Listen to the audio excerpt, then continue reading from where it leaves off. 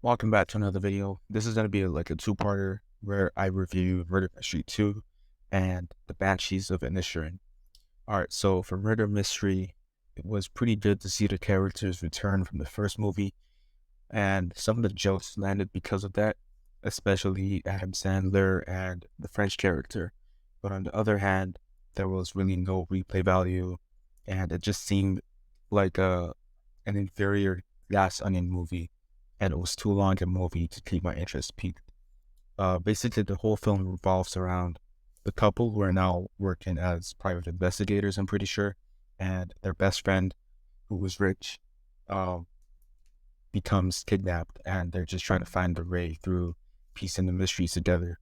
And as far as the mystery goes, I guess they did a good job keeping it a secret, but I had my fair assumptions throughout the film. But after that, it was just not interesting enough, and I was just waiting for the movie to end so that it can be revealed.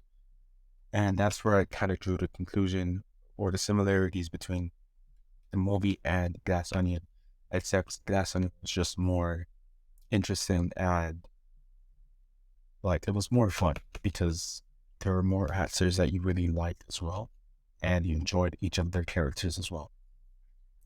Now, for the part two, Banshees of Inisherin, I watched this movie in like 2022, I'm pretty sure, and it was a good movie. I did kind of enjoy it, but the ending was just a miss for me.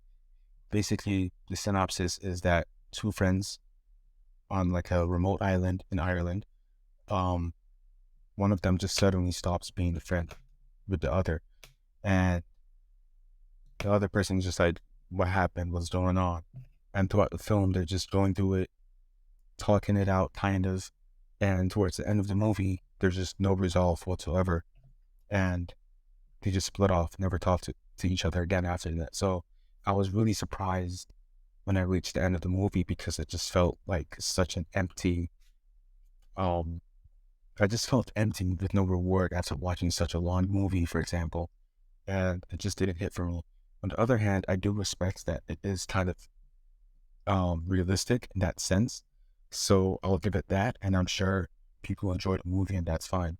But yeah, me personally, I'm always used to like there being a resolve or there being like an explanation for something. And I'm pretty sure it's still not really explained thoroughly why the friends stopped being friends with Colin Farrell's character.